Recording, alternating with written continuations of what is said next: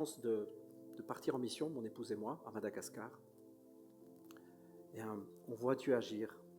On voit vraiment Dieu agir au milieu de ce peuple. On voit, c'est maintenant comme une famille pour nous, Madagascar. On se sent à la maison. Et ce que nous vivons, c'est vraiment le fruit de ce que Dieu nous a dit, des paroles qu'il nous a données. Et c'est le fruit de ce que Dieu nous a demandé.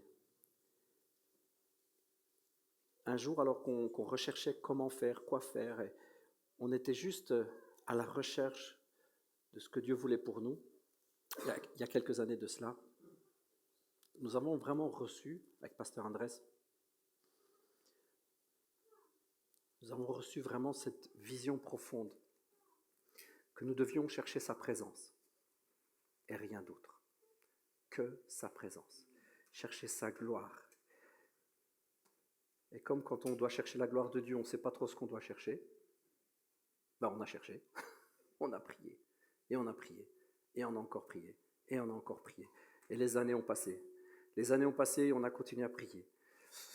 Avec des fois où l'église était pleine, des fois où l'église était vide. Des fois on était 90, des fois on était 20. Puis on a changé de salle, puis on est arrivé ici. On a été parfois plus de 100, où il n'y avait pas de place. On a 130, 140 places ici. Et parfois il n'y avait plus de place, et puis parfois on était 20. Et toujours, on a cherché sa gloire. Avec parfois des gens qui venaient nous dire, ou qui venaient me dire, oui, bon, mais bon, il y a un moment, il va falloir arrêter, non? Hier, je partageais au cours de ministère, je partageais que toute notre vision est fondée là-dessus. On est juste, on a reçu cet appel sur notre vie de chercher sa gloire. Et avec cette assurance que c'est sa gloire, c'est sa présence qui change tout. Nous avons vraiment reçu cette... je vais prendre mon ordi quand même. J'ai mes notes dedans. Nous avons vraiment reçu ce fardeau-là, cet appel-là, cette envie-là. Sa gloire et rien que sa gloire. Nous savons que le but de l'Église, c'est de faire connaître l'amour de Dieu. L'Église n'est pas le but. Vous comprenez ça? Que l'Église, pour les chrétiens, ce n'est pas le but. Quand on arrive à l'Église, ce n'est pas « yeah, on a enfin atteint le but ». Non, l'Église, c'est le moyen. L'Église n'est pas une fin en soi, c'est un moyen. C'est une force, l'Église. C'est la force d'une famille qui n'a qu'un désir, c'est de voir manifester la gloire de son papa et que cette gloire touche les autres. Et c'est vrai que dans l'Église, alors que nous voulons faire connaître l'amour de Dieu, il y a plusieurs manières de faire, il y a plusieurs pensées. Et je vais vous dire honnêtement qu'elles sont toutes bonnes, entre guillemets. On a, vous savez, plusieurs grandes missions. Vous le saviez? On parle souvent de la grande mission. Pour moi, c'est une erreur vu qu'il y en a plusieurs. On parle souvent du grand commandement, de faire des nations des... Mais on oublie qu'il y en a d'autres en fait. Et le problème d'avoir une vision unique, c'est de délaisser le reste. On essaye du mieux qu'on peut, avec la grâce de Dieu, d'être équilibré. Mais ce cas, c'est que Dieu aussi nous a donné une vision, donc on doit faire coller tout ça ensemble. Alors la Bible nous dit d'aller faire de toutes les nations les disciples, c'est dans Matthieu 27, 19 à 20. Il le dit aussi dans Marc, entre guillemets, d'aller vers toutes les nations. Marc 16, et de guérir les malades. Vous connaissez ces passages? C'est vraiment un grand challenge, c'est ce que Dieu veut faire avec nous. Amen. Mais Dieu nous dit aussi, Jésus a dit à ses disciples dans Acte 1, d'être des témoins. Et ce n'est pas la même chose. Et puis Paul nous parle que nous avons un ministère qui est le ministère de la réconciliation. Il y a plein de missions en fait. On peut se fixer sur une seule, ou on peut essayer de chercher que Dieu agisse. Et si on essaie de regarder au premier temps de l'Église, les premières choses qui se sont passées, le résumé qu'on en a, plus ou moins, Et je ne peux pas dire que tout est là-dedans, parce que sinon, moi-même, je fais l'erreur de couper les choses. Mais un résumé plus ou moins global, c'est ceux qui acceptèrent sa parole furent baptisés. En ce jour-là, le nombre des disciples s'augmenta d'environ 3000 âmes. Ils persévéraient dans l'enseignement des apôtres, dans la communion fraternelle, dans la fraction du pain et dans les prières. La crainte s'emparait de chacun. Il se faisait beaucoup de prodiges et de miracles par les apôtres. Tous ceux qui croyaient étaient dans le même lieu. Ils avaient tout en commun. Ils vendaient leurs propriétés, leurs biens, ils en partageaient le produit entre tous, selon les besoins de chacun. Ils étaient chaque jour tous ensemble, assidus au temple. Ils rompaient le pain dans les maisons. Ils prenaient leur nourriture avec joie et simplicité de cœur, louant Dieu, trouvant grâce auprès de tout le monde, tout le peuple. Et le Seigneur ajoutait chaque jour à l'Église ceux qui étaient sauvés. Moi, je lis ça et je trouve que c'est un magnifique résumé. C'est extraordinaire ce qui se passait à ce moment-là. Mais si on lit ça, c'est un petit peu en décalage avec notre époque, je trouve. Je ne sais pas vous, mais quelques trucs qui sont en décalage avec ce que j'entends tout le temps. Et vraiment, Dieu nous a donné à nous ce fardeau-là, d'essayer avec sa grâce et en se laissant conduire par lui. Vraiment, c'est comme ça que je le reçois, d'essayer de revivre ça. Je suis sûr qu'à l'instant, il y en a qui se sont dit « Quoi, je vais devoir vendre ma maison ?» Je ne vous parle pas de ça. Mais d'avoir une action telle que Dieu ajoute chaque jour lui-même les âmes qu'il sauve. Ou notre quotidien, c'est de passer du temps à louer Dieu ensemble, à rompre le pain, avec beaucoup de joie et avec une grande simplicité. Et en fait, ça, c'est un peu décalé par rapport à ce qu'on entend et ce qu'on vit, hein, vous ne trouvez pas? Et je comprends, et franchement, je veux tirer à balle de guerre sur personne. L'idée, c'est pas ça. Parce que c'est la spécialité de nous les chrétiens, c'est de se flinguer entre frères et sœurs. Donc on ne va pas faire ça. Mais vraiment, je voudrais vous partager, et après je vais vous montrer le fruit que ça donne à Madagascar. Je voudrais vous partager la vision profonde. Dieu a mis en nous un fardeau, un désir. Vous n'imaginez pas le gouffre que Dieu a fait en moi pour cela. J'ai l'impression qu'il a écarté, il a déchiré mon cœur en deux pour qu'il y ait un gouffre, pour que jamais je ne sois rassasié de cela. Et c'est bien. C'est pas toujours chouette à vivre, mais c'est bien. Je ne vous souhaite pas de vivre le même, mais c'est bien. Moi, je l'accepte, c'est le fardeau que Dieu a mis sur moi. C'est d'avoir une faim absolument énorme, non rassasiable de sa présence. Je passe mon temps et le souffle que j'ai à désirer de tout mon être sa gloire et sa présence. Parce que ce que je suis convaincu, et c'est ce que Dieu a mis sur notre cœur, c'est que sa gloire, sa présence, va absolument tout changer. Vous m'avez entendu souvent prêcher sur le sujet en disant qu'il faut d'abord être avant de faire. Mais c'est ce que nous recevons, c'est ce que nous croyons, c'est ce que Dieu a mis sur notre cœur. Je suis pour l'évangélisation dans la rue. Je suis pour. Je vous dis ça parce que je l'ai moi-même fait plein de fois. Je suis pour, vraiment. Mais je pense que ça doit être un fardeau qu'on reçoit. Je suis pour les grandes campagnes d'évangélisation, on en fait à Madagascar. Je suis pour. Je suis pour toutes les actions, je suis pour tout ce qu'on fait, je suis vraiment pour tout ce qu'on met en place, toutes les stratégies, tout ce que Dieu met sur le cœur de l'un et de l'autre, je suis pour. Mais nous avons reçu un fardeau. Ce fardeau, c'est de faire de ce lieu, je ne parle pas de ce lieu bâtiment, mais de ce lieu nous, ce lieu spirituel, cette famille que nous sommes. Nous avons reçu ce fardeau de faire de ce lieu sa maison. Comme à l'époque du temple de Salomon. C'est-à-dire un lieu où il réside tellement fort que tout est possible, sans rien faire, sans aucune action humaine. Qu'est-ce qui s'est passé du temple de Salomon, vous savez? On fait la dédicace, on fait le super truc, c'est génial, c'est beau, c'est plein d'or, ça brille. Et puis tout d'un coup, la gloire de Dieu descend. Jusque-là, c'était beau. Jusque-là, c'était top. Super bâtiment, architecture top, top, top, top, de l'or partout. Note que ça devait briller peut-être un petit peu trop au soleil. Je ne sais pas comment ils faisaient pour le regarder, il devait avoir des lunettes. Lunettes de soleil. C'était beau, c'était bien. C'était théologiquement nickel. Ils avaient respecté toutes les règles de Dieu. Un mur d'autant, une hauteur d'autant, une ouverture d'autant. Ils avaient tout respecté. Parfait théologiquement. Une théologie. Mais ce qui a tout changé, c'est quand la gloire de Dieu est descendue.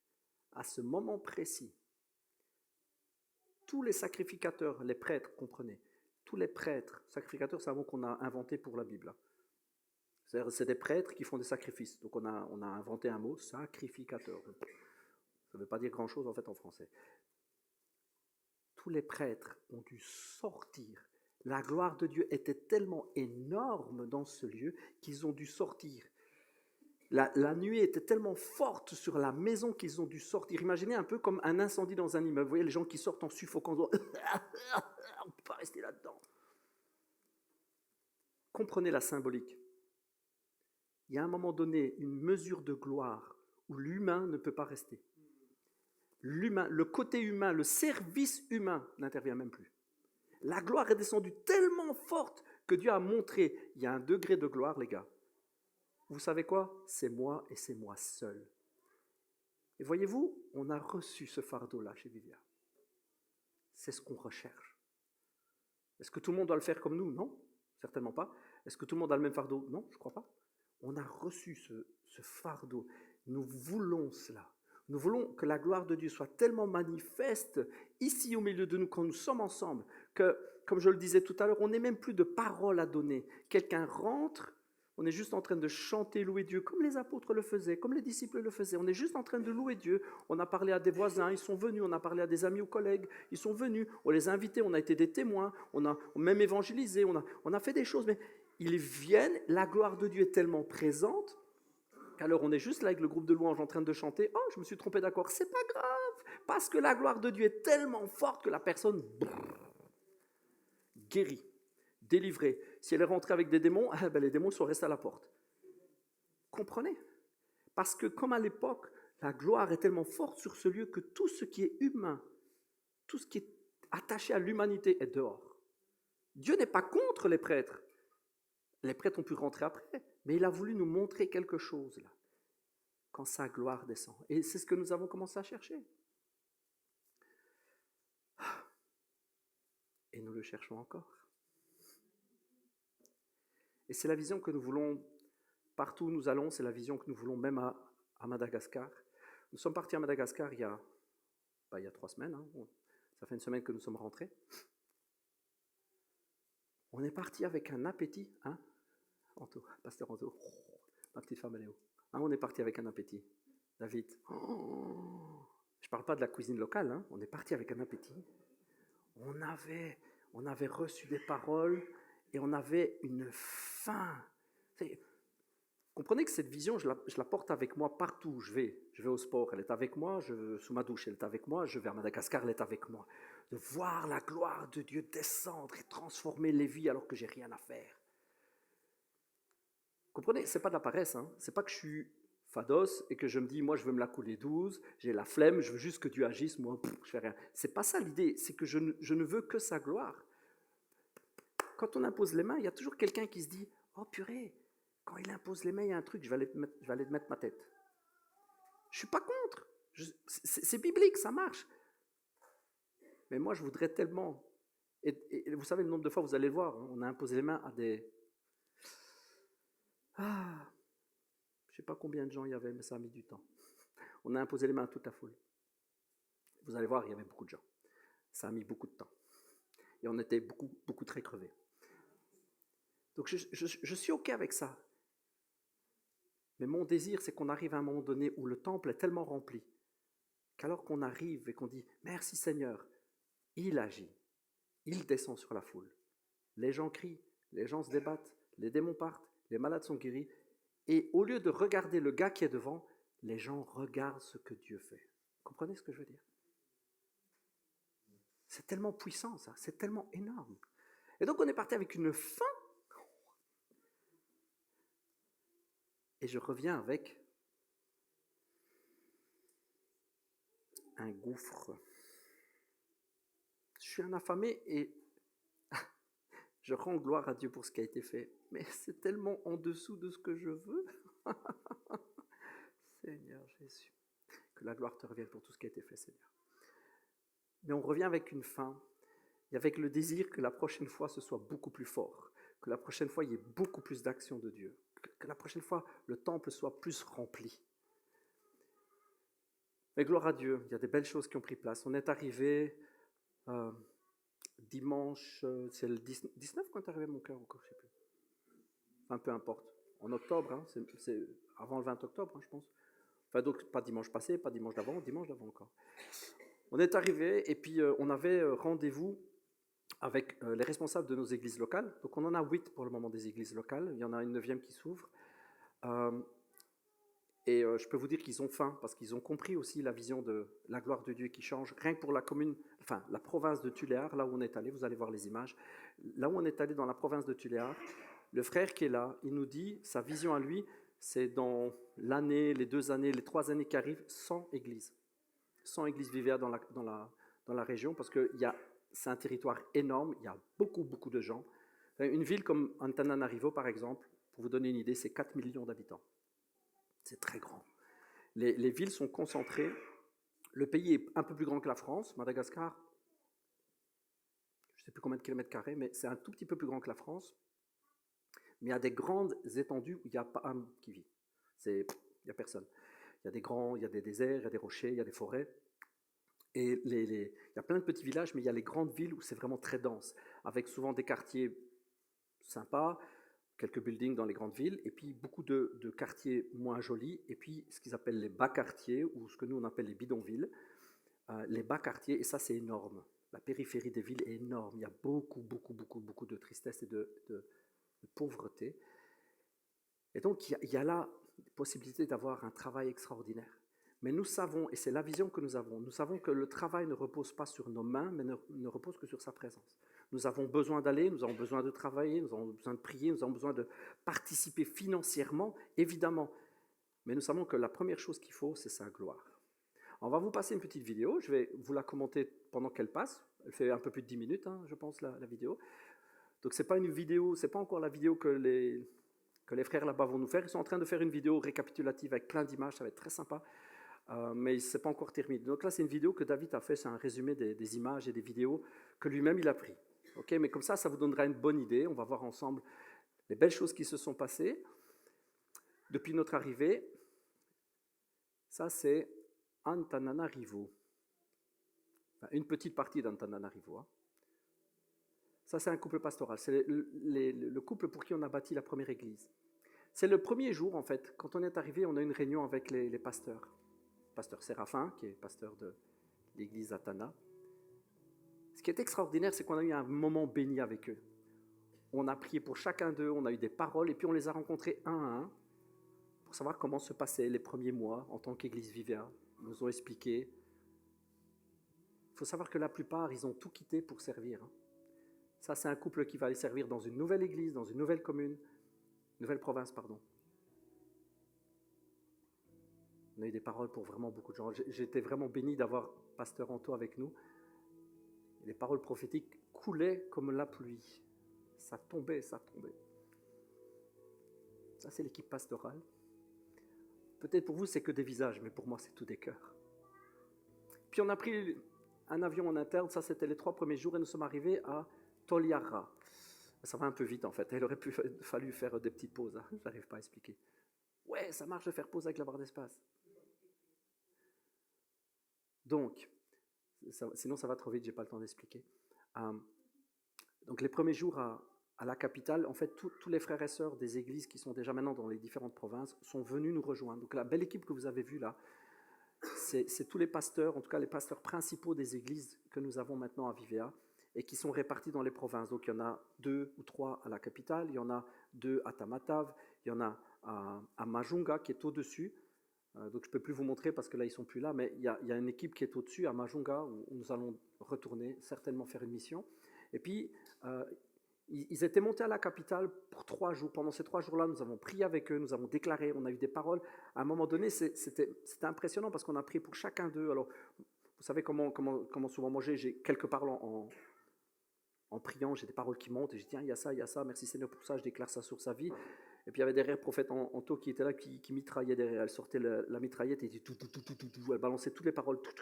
Et quand on a fait tout le tour des pasteurs, il y a pasteur Séraphin qui est un peu le responsable pour les équipes Vivea, il a dit, c'est incroyable, vous connaissez le cœur de tout le monde en fait. Alors nous non, mais le Saint-Esprit oui. C'était extraordinaire, comme en fait ça les a touchés, impactés. Ils ont dit, on reconnaît vraiment l'esprit de prophète qu'il y a là, on reconnaît vraiment l'onction sur le ministère, que ce soit l'onction sur pasteur Miguel ou l'onction vraiment prophétique qu'il y a sur pasteur Anto. Ils ont vraiment reconnu, ils ont dit là, on peut pas nier. Ils ont écrit tous les gens comme ça, chacun qui passait.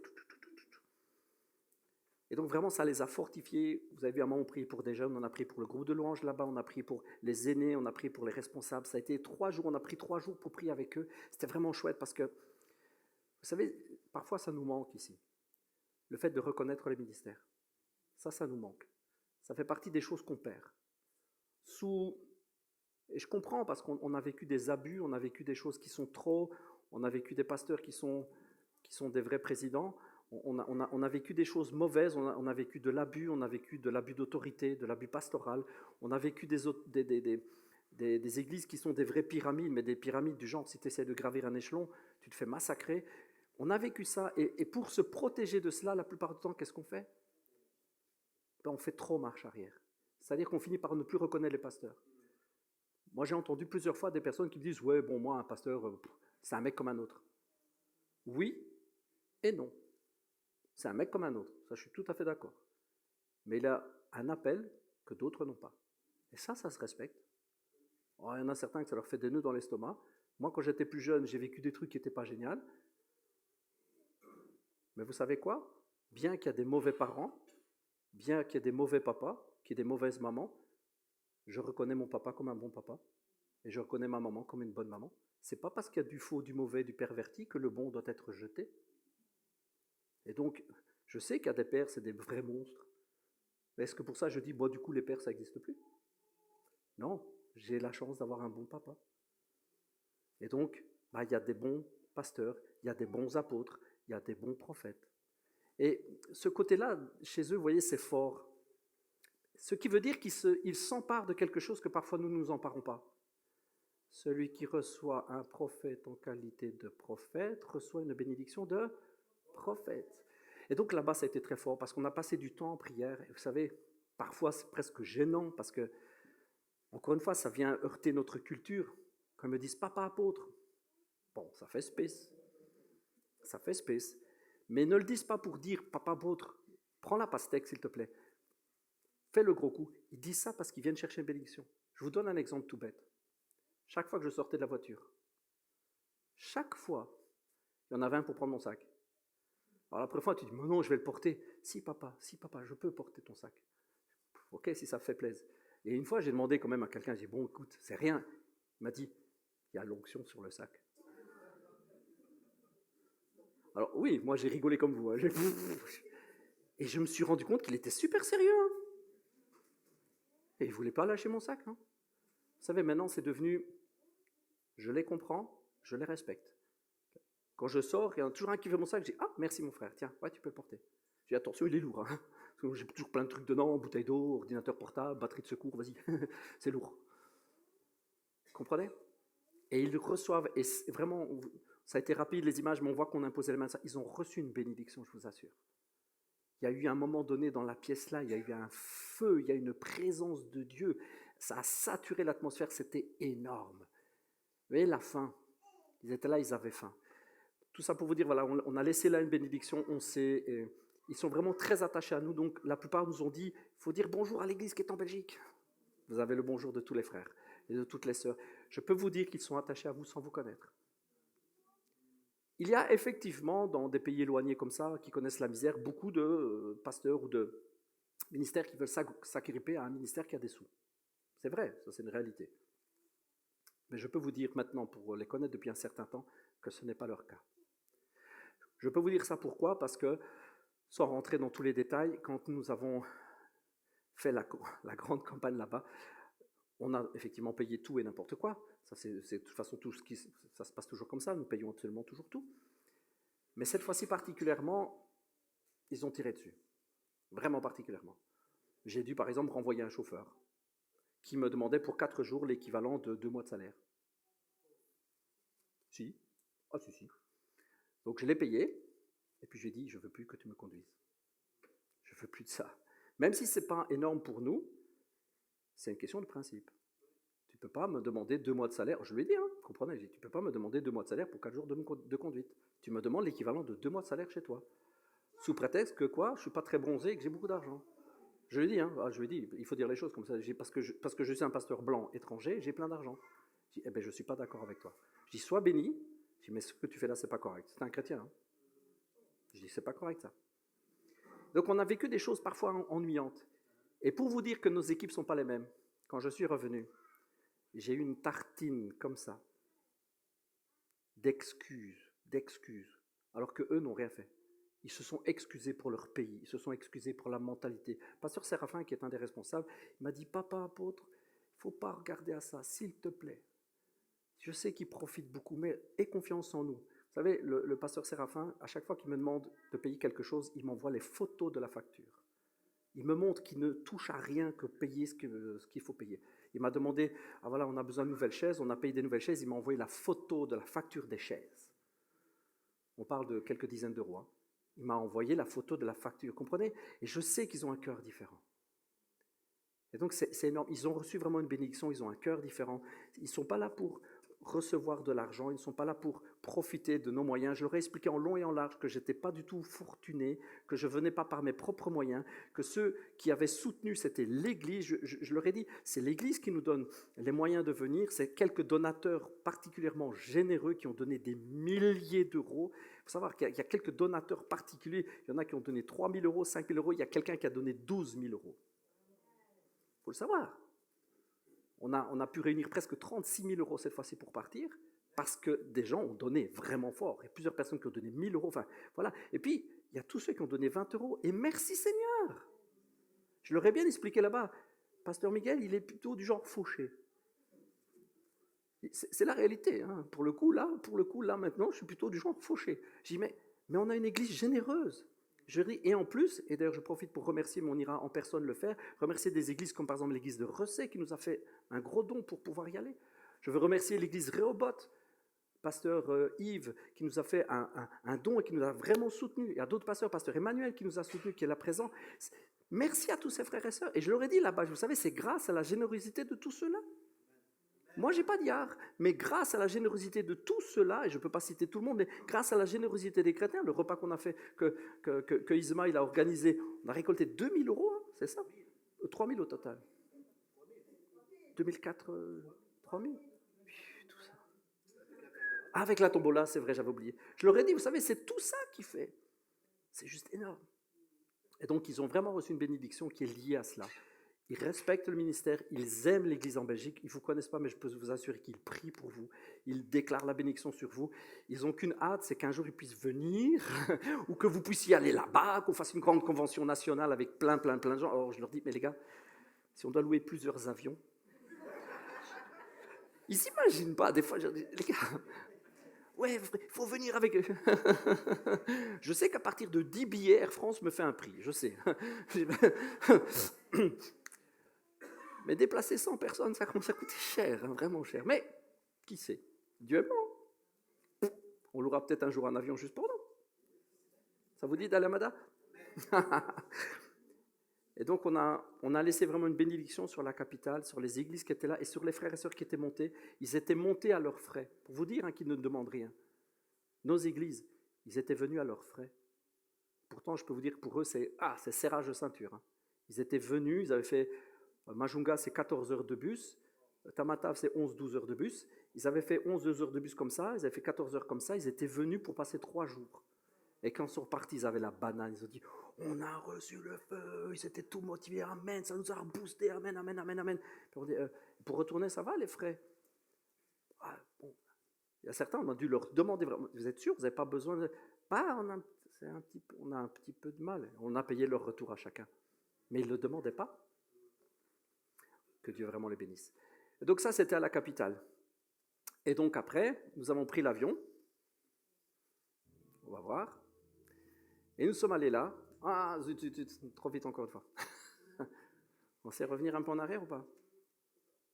Je ne sais pas qu'elle dit. Ça, c'est Valérie. Elle parle bien français, Valérie. Et ça, c'est Miguel. Elle parle bien français aussi. Alors, on a pris l'avion. On a pris un vol en interne pour aller de la capitale à Toliara, qui est un petit peu en bas. C'est 2 heures d'avion ou 36 heures de bus. On a pris 2 heures d'avion. Voilà. Comme ça, vous avez compris. 36 heures de bus en 2 jours. Ah, c'est un petit peu long. On voit le dos de ma petite femme. On avait fait des vestes brodées pour partir. C'était vraiment chouette. Donc, on est parti en avion et on a rencontré donc directement le paysage magnifique de Toliara qui est en bordure de mer. Donc, Toliara, si vous avez... Tu peux faire pause? Oui, merci. Si vous regardez Madagascar comme ça, vous avez côté océan Indien, côté Afrique, Toliara est côté Afrique, donc c'est la mer du Mozambique. Le Madagascar fait face au Mozambique et donc c'est vraiment entre eux, c'est un petit peu en bas à gauche. Et nous avons été donc reçus directement par l'équipe pastorale qui organisait. Nous financions la campagne, ils organisaient la campagne. Et le jour même, alors que nous partions d'ici, nous avons reçu des paroles comme quoi Dieu allait nous faire rencontrer des personnes du gouvernement. On avait reçu ça. Et nous, on était convaincus que Dieu avait tracé un chemin, donc on est arrivé en grande pompe. Et puis le soir, on rencontre l'équipe, et puis je dis, ah ouais, d'ailleurs, c'est vrai, on avait reçu des paroles pour rencontrer le gouvernement, ça, je ne sais pas comment, mais on y croit. Et puis, un des responsables, donc le président de toute la communauté, de toutes les églises rassemblées de la grande province, donc c'est plus d'100 d'églises qui représentent, il me dit, ah ouais, peut-être le gouverneur, mais c'est très difficile à joindre. Le gouverneur, c'est le responsable de toute la province, il y en a 6 à Madagascar, enfin il y en avait parce qu'il n'y en a plus, suite aux événements ils ont tous été destitués. Donc il dit, le gouverneur, mais très difficile à joindre, il a un agenda de gouverneur. Et je lui dis juste, ouais, mais nous on a reçu des paroles, et je crois aux paroles, donc si c'est possible d'essayer quand même. Je pensais que moi le jour d'après ou le lendemain, il allait prendre son téléphone, sur le champ, il prend son téléphone, d'accord, il est 22 heures. Et ça décroche. Monsieur le gouverneur, bonsoir. Et donc après, il papote en malgache, évidemment. Puis, apôtre Miguel, Europe, les mots que je comprends. Je dis, ok, il parle de nous. Ok, Rapidsu demain. Rapidsu Marine, demain matin. Donc il dit, Rapidsu Marine, 9h, 9h30. Trop fort. Il raccroche, il nous reçoit à 9h, 9h30, je ne sais plus. Je vous fais l'histoire courte. On a donc rencontré monsieur le gouverneur, qui est un chrétien, avec qui on a passé un super moment, avec qui on a prié, et il croit fermement que Dieu va bénir son pays. Et il croit fermement que Dieu va bénir son pays à travers l'évangile. Vous savez ce que... On est passé à la radio. Vous savez, à la télé plutôt. Vous savez ce qu'il pense? C'est qu'un jour, Madagascar sera le premier État chrétien. C'est ça, c'est son désir. Et moi, je suis juste émerveillé de croire qu'il y a des... Amen. Je suis juste émerveillé de croire qu'il y a des gens qui veulent ça encore. Et donc, pour faire rapidement, donc on l'a rencontré, on a prié avec lui, c'est un chrétien, donc on l'a revu même plus tard. Alors malheureusement, la pub, quand on est arrivé, le premier soir, il n'y avait pas beaucoup de gens à la... Je vous avais dit, ouais, on va avoir 15-20 000 personnes, et quand je suis arrivé, il n'y avait vraiment pas ça. Donc j'étais déçu, je dis, Seigneur, qu'est-ce qui se passe? Et en fait, la fédération n'avait pas fait la pub. Vous savez qu'il y a eu des émeutes avant qu'on y aille. Et donc il y avait du souci, donc pas de pub, donc personne le premier jour, je dis, Seigneur. Donc on est vite allé, c'est les images qu'on voit, on est vite allé à la radio, à la télé. On est passé à la télé, sur 3 chaînes nationales.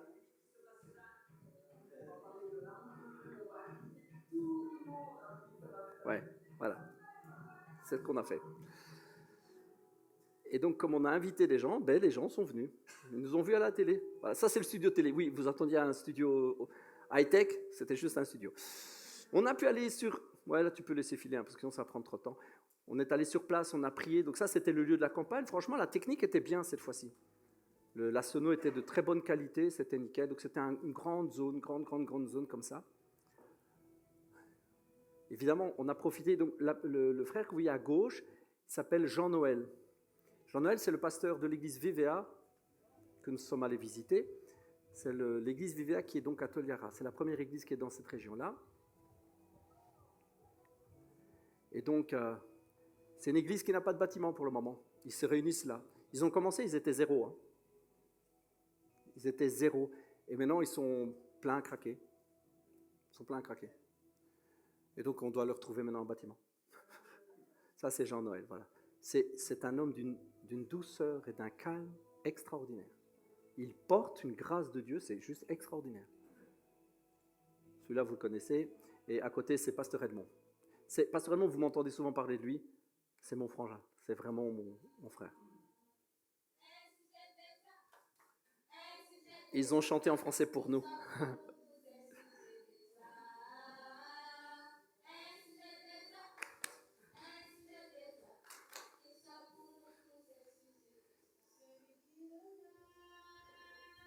Donc en fait, c'est une chorale qui est d'une église francophone qui n'est pas loin. Comme ils savaient qu'on était là, ils sont venus. C'est une église francophone, donc ils ont quelques chants en français. Et donc ils voulaient nous honorer en chantant un chant français. Il faisait extrêmement chaud. En fait, les toiles sont là pour protéger du soleil, mais du coup, empêchent le vent. Donc, pour vous donner une idée de la chaleur, nos téléphones se sont mis en sécurité. Bon, mon téléphone, l'écran ne fonctionnait plus. Il était brûlant. L'ordinateur avec lequel il filmait, parce qu'il voulait filmer, s'est arrêté. Sécurité. L'ordi qu'on leur a donné. Sécurité. Chaleur. C'était étouffant. Étouffant. Mais il y a plein de monde. Pasteur Jean-Noël. C'est vraiment un chouette gars. Et puis nous avions la mission d'aller acheter du riz. Vous vous souvenez, on est parti avec l'idée d'acheter du riz. Et là, nous sommes allés voir le grossiste. Et donc, vous voyez les conditions de travail des gens. En plein soleil, ils trient les fèves. Et David et moi, on était là tous les deux, on se disait, tu te rends compte, il y a quelques années, si on nous avait dit qu'on allait là-bas pour négocier 10 tonnes de riz. Et nous avons donc été négocier l'achat de 10 tonnes de riz. Alors, vous allez voir, on a l'air d'être des trafiquants là. Moi, j'ai là, dans mon sac là, il y a plus de 30 millions d'arials, d'accord? Et alors je sors les liasses, regardez. Une liasse, 2 liasses, 3 liasses. Non mais vous allez voir. 10 millions. Et encore des liasses de billets. Moi, je suis avec mon sac, je me sentais pas super à l'aise. Hein. Et des liasses de billets. Voilà. Ah, il faut savoir que la monnaie est très faible. 1 euro donne 5 000 arials. Donc, nous avions plus de 7 000 euros. Donc, vous imaginez beaucoup. Hein, fois 5 000, ça fait beaucoup. Vous allez voir la machine à compter, là. Hop.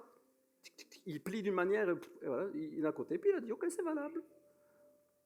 Mais ça s'est très bien passé, c'était vraiment régulier, on a une facture, voilà. Voilà, 200 sacs, donc 10 tonnes. On a acheté 10 tonnes de riz. Puis il était à nous montrer un peu les entrepôts, parce qu'il voulait nous montrer qu'il y avait une partie du riz qui était là, mais une partie qui était ailleurs. Les femmes travaillent là, en plein soleil, et il y a parfois les enfants qui sont avec eux. Regardez là, il y a des petits bouts de chou qui sont là. Alors elles rigolaient toutes, parce qu'évidemment, quand je passais, elles disaient « Jésus !» Et puis le pasteur derrière disait « c'est Jésus !» Donc ça, c'est une partie. Il voulait nous montrer l'entrepôt. Il disait, voilà, là, il y a une partie du riz qui est là, puis il y a une autre partie qui est dans l'autre entrepôt. Mais voilà, c'était pour nous montrer, c'est vrai, on a du riz. Mais il faut savoir que c'est le grossiste local. Hein, donc, il n'y a pas de... Et puis là, c'est le jour où on a amené une première partie. Oui, on est beau, hein. Une première partie. Tu peux faire pause, là, s'il te plaît. Ça, c'est quand on a amené une première partie de la distribution du riz. Parce que le riz était pour... Là, c'est une partie des églises représentées. Donc ça, ce sont tous des couples pastoraux. Et en fait, donc nous, on est allés là-bas en leur disant, voilà, on a acheté 10 tonnes de riz, et donc je ne sais plus par combien, là, j'avais compté, il y avait pas du tout 10 tonnes, il y avait 2 tonnes, je pense, vite fait compter les sacs. Ils allaient aller les chercher, parce que pour ne pas payer les frais de livraison, ils allaient les chercher eux-mêmes, et les apporter là, puis distribuer entre églises, puis ils viennent, puis voilà, ils vont faire comme ça. Et donc là, ce que vous voyez, c'était le jour où on est allé, et pour nous remercier, ils nous avaient offert, tu peux remontrer la photo, les tenues traditionnelles. Alors pour nous, c'est rigolo. Mais il faut savoir que pour eux, c'est vraiment un acte de respect parce que c'est le... Ah ouais, normalement, on entend qu'ils disent coucou Vivéa. Et donc, il faut savoir que la tenue là, c'est la tenue qui donne aux anciens pour les honorer. Le petit chapeau, l'écharpe, etc., c'est vraiment la tenue des anciens. Les anciens des tribus, c'est vraiment une marque de respect et d'honneur. Et on a eu l'occasion d'aller faire 3 baptêmes à la mer. Écoutez, on chante en malgache.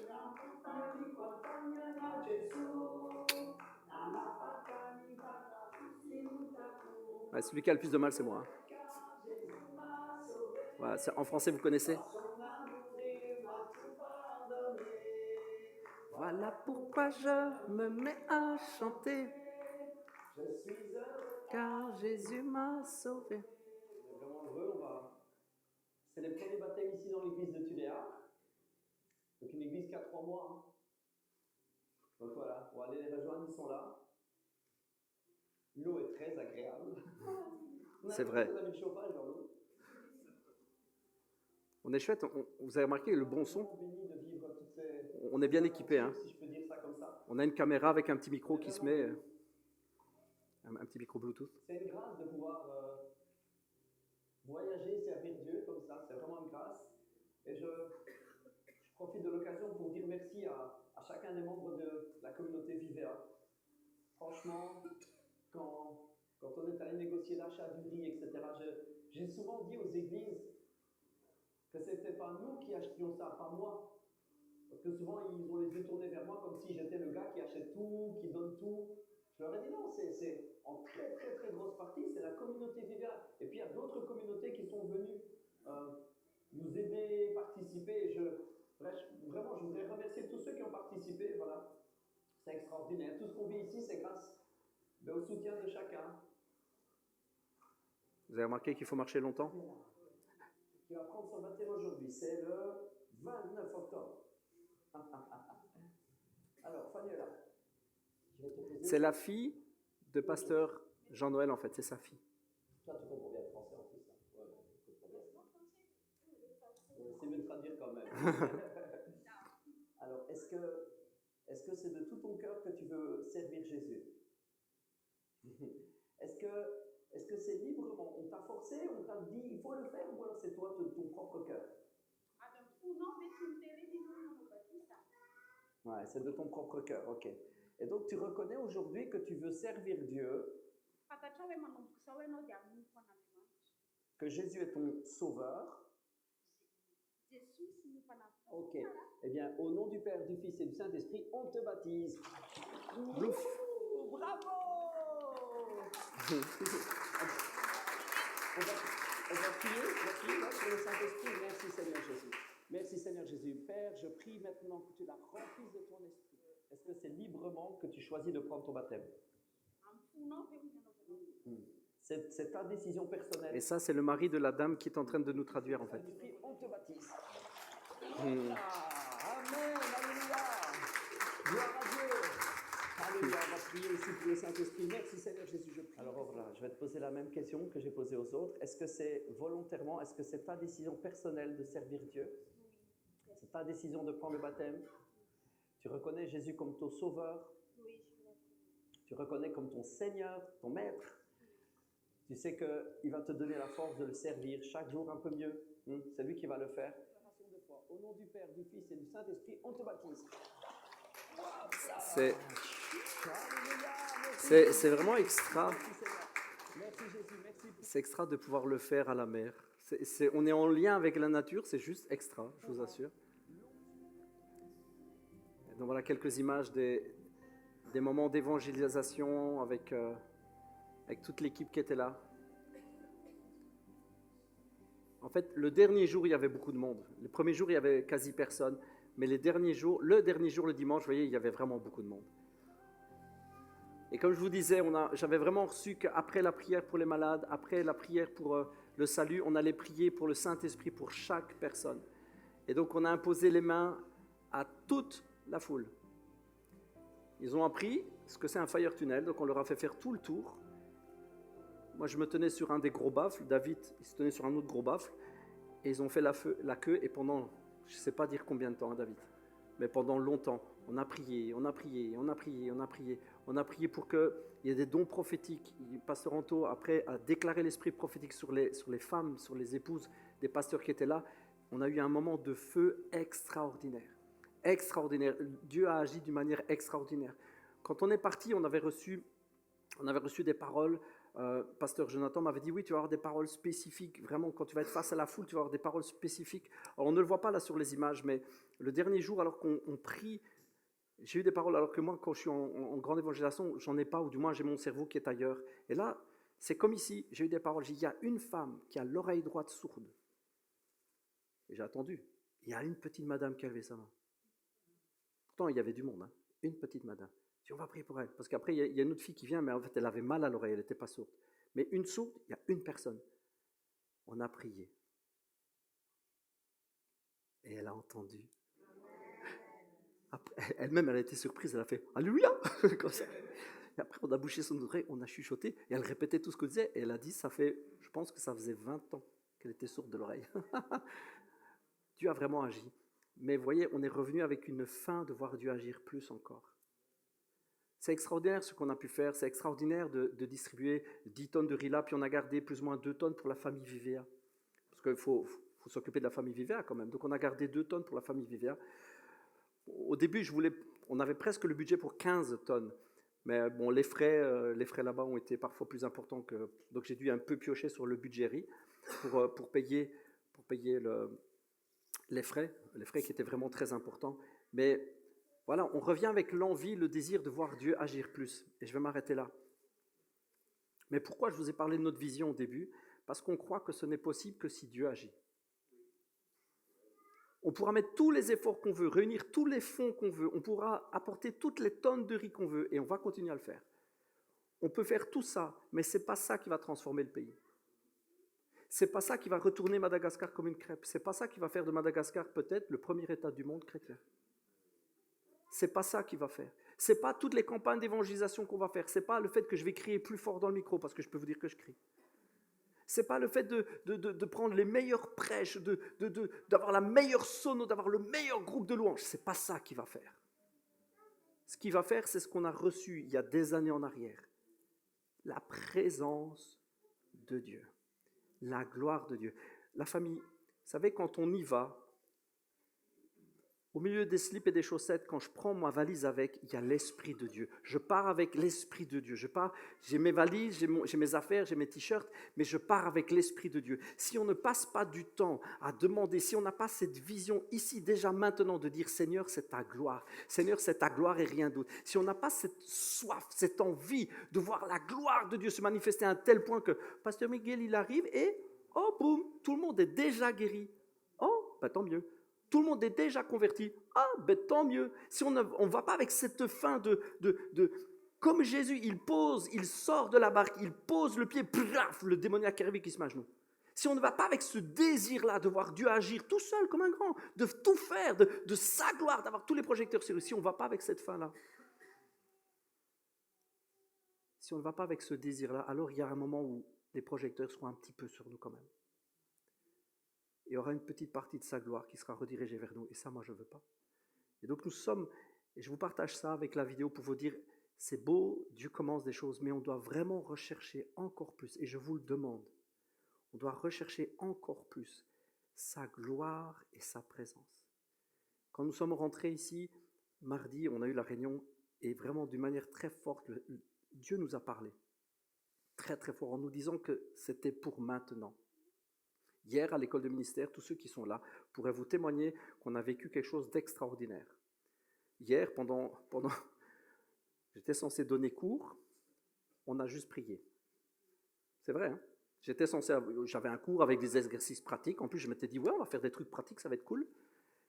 On s'est mis à chanter. Pasteur Andrés m'a dit la même chose, m'a dit, dès qu'on a commencé à louer, qu'est-ce qui s'est passé? Et on a juste fait ça jusqu'à la fin de la journée. On a juste laissé Dieu agir. Après, j'ai juste repartagé la vision en leur disant, ce qu'on veut, c'est la gloire de Dieu. Oui, on pourra mettre en place des tas de trucs, et je suis pour, mais c'est toujours la gloire de Dieu qui fait, c'est toujours sa présence. Et puis alors que j'étais en train de raconter ça, Alors que j'étais juste en train de dire, oui, la gloire de Dieu, Dieu se cherche des vases qu'il veut mettre à part. Il y en a une là qui a commencé à manifester à mort.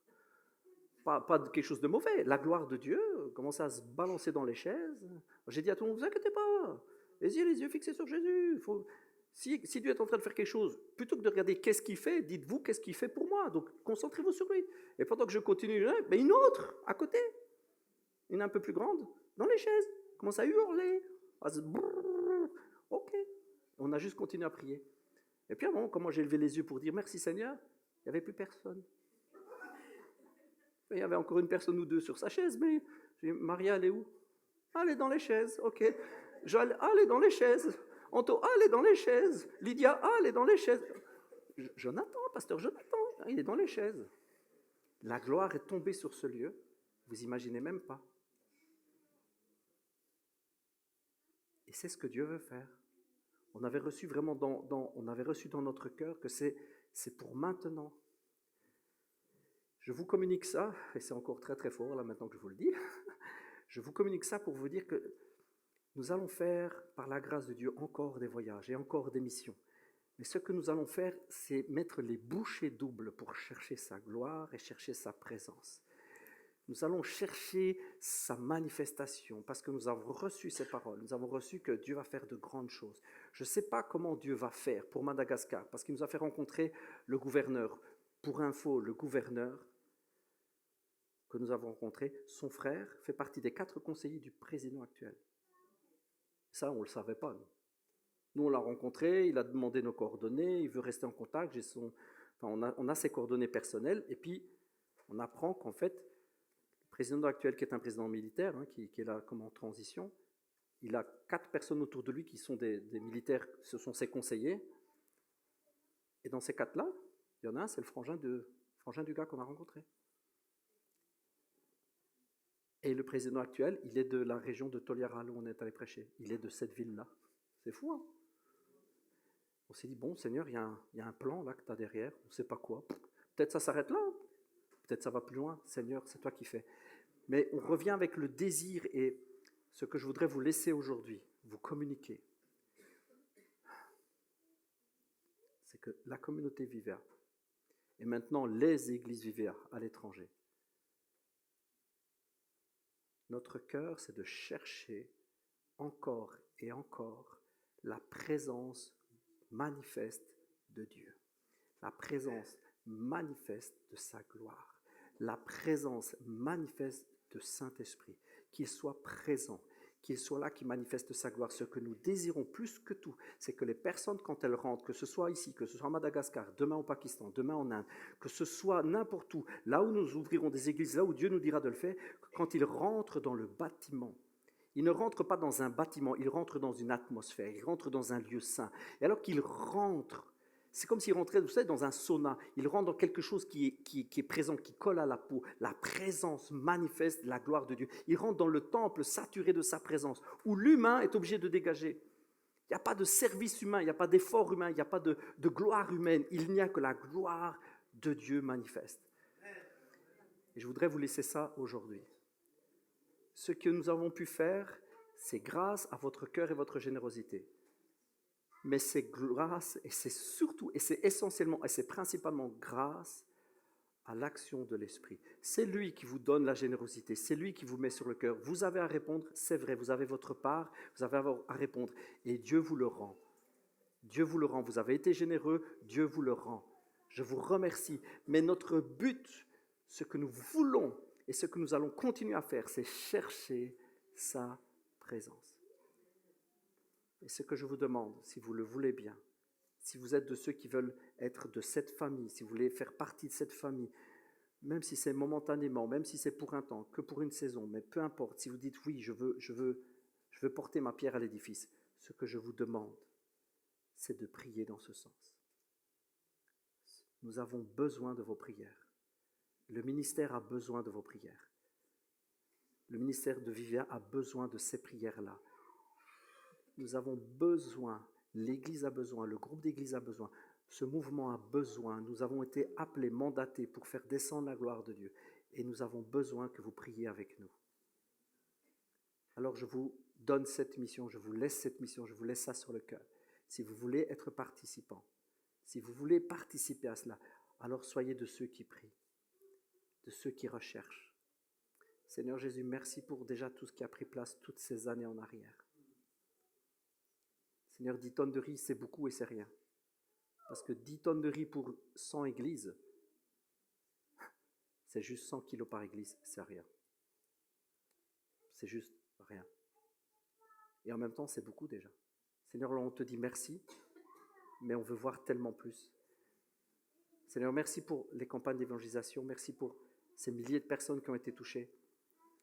Mais moi, les rêves que tu as mis dans mon cœur, ce n'est pas 5000 personnes, c'est plusieurs centaines de milliers de gens. Moi, tu as mis dans mon cœur des visions où je ne voyais pas l'horizon, je voyais les gens jusqu'à l'horizon. Seigneur, tu as mis dans mon cœur pas juste quelques églises, tu as mis dans mon cœur des centaines, des milliers d'églises sur tous les continents. Pas pour que Vivéa soit connue, mais pour que cette vision de la gloire, ce temple rempli de gloire, saturé de la nuée, cette vision-là, elle soit partout. C'est-à-dire, ce n'est pas le nom Vivéa que je veux répandre, c'est la vision. Moi, ce que je veux, Seigneur, c'est que cette vision, elle se répande. Alors, Seigneur, je te prie maintenant, alors que nous sommes ensemble, nous allons arrêter la réunion. Alors que nous sommes ensemble, Seigneur, ce que je te demande, Seigneur, c'est, je veux juste hâter le jour que tu as décidé, où vraiment cette gloire allait nous toucher. Seigneur, je suis comme à la fin de l'Apocalypse où l'Esprit dit, oui, viens Seigneur Jésus. Je suis avec ce même état d'esprit. Je dis, oui Seigneur, que ta gloire vienne. Je veux juste hâter ce jour. Seigneur, je sais que tu as ton jour parce que tu attends que nous soyons prêts. Mais Seigneur, je prie juste, et je sais que plusieurs prieront avec moi, et pendant les jours qui viennent et les semaines qui viennent, on va continuer à prier et demander. Seigneur, nous prions juste que ta gloire vienne. Que ta gloire vienne. Je sais qu'alors que je le dis, il y a certains qui reçoivent ce fardeau de prier avec moi. Il y en a certains, ils le sentent dans leur trip, ils disent, ouais, il va falloir que je prie pour ça. Je sais qu'il y en a qui le reçoivent, le Saint-Esprit me le dit. Il met sur certains vraiment ce désir, comme il a mis tout à l'heure sur quelqu'un, le désir, le fardeau pour les âmes. Il est en train de mettre sur plusieurs le fardeau. Il faut que je prie pour ça, je ne prie pas assez pour ça. Je ne me suis pas assez occupé de cela. Certains, vous le recevez vraiment maintenant. Vous n'avez pas prié pour cela. Et ce n'est pas du tout un reproche que l'Esprit vous fait. C'est une invitation à le faire maintenant. Seigneur, je déclare ta gloire. Je veux juste déclarer les promesses que tu as déjà faites. Tu nous as dit que tu donnerais ta gloire, que tu déposerais ta gloire, que tu saturerais vraiment ce lieu de ta présence comme le temple. Seigneur, tu nous as dit cela et je veux le croire. De tout mon être, je veux te faire confiance. Merci pour ta gloire, pour ta promesse. Je me tiens comme Salomon se tenait devant le temple et je te dis, Père, aie toujours tes yeux fixés sur cette maison. Et toujours, s'il te plaît, Père éternel, tes yeux fixés sur ce ministère. Et que la gloire soit rendue à toi et à toi seul. Je t'en prie, que tes yeux soient sur cette famille. Et que nous servions ta gloire. Dans le nom de Jésus, Papa, j'ai prié. Amen.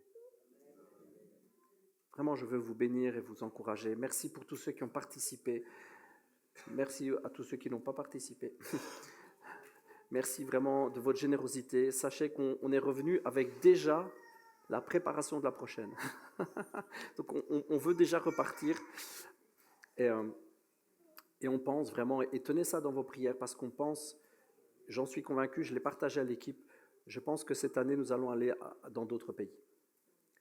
Et vraiment, Dieu a mis sur mon cœur un certain pays, et on a reçu dans la semaine des nouvelles comme quoi ce pays est en train de changer des lois pour que l'évangile puisse être prêché. C'est un pays musulman, hein, donc j'ai reçu vraiment le fardeau pour ce pays, et dans la semaine, on a entendu qu'au Parlement étaient passées certaines lois comme quoi ils ne pouvaient plus nous accuser de blasphème contre l'islam. J'ai dit, waouh, Seigneur, on va pouvoir y aller. Donc soyez bénis, gardez-nous dans nos prières. Et je vais laisser juste Adeline faire la présentation de ce qu'elle a. C'est un projet, je pense. Hein. Soyez bénis. Puisque j'ai le micro, à Dieu toute la gloire. Amen. Pour ce qu'il a déjà fait dans notre communauté et pour tout ce qu'il fera encore.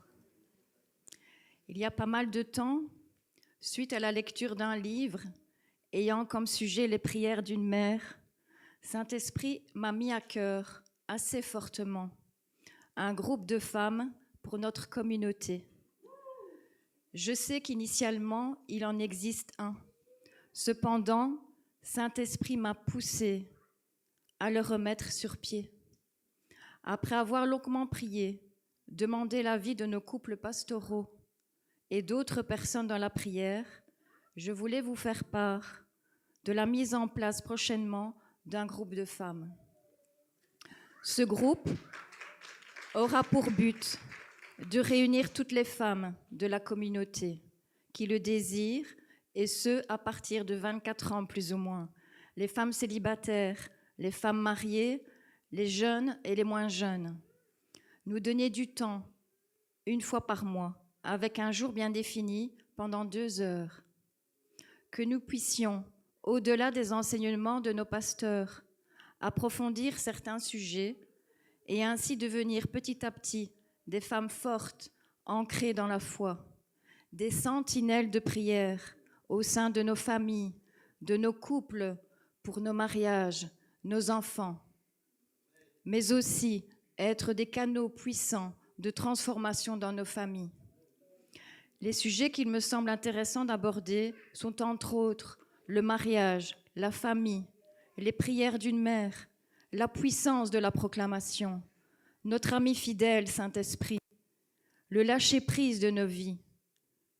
De plus, nous pourrons aborder certains sujets qui se rapportent à un personnage de la Bible, par exemple. Il est certain que nous aurons toutes besoin les unes des autres afin de bénéficier de nos connaissances liées à des enseignements reçus et à la compréhension de notre lecture des Écritures. Ces moments partagés entre femmes seront l'occasion de nous écouter l'une l'autre, de nous encourager, de nous édifier. Nous pourrons également prier les unes pour les autres afin que des cœurs soient libérés, guéris. Apprendre à concilier notre vie d'épouse, de maman, tout cela en trouvant les moments indispensables pour la prière au cours de nos journées. Nous édifier, grandir ensemble dans le corps du Christ est la finalité. Il est indispensable maintenant d'établir un jour. Je pensais au samedi, de 10h à midi, mais j'en parlerai plus prochainement dans le groupe de femmes. Merci pour votre écoute.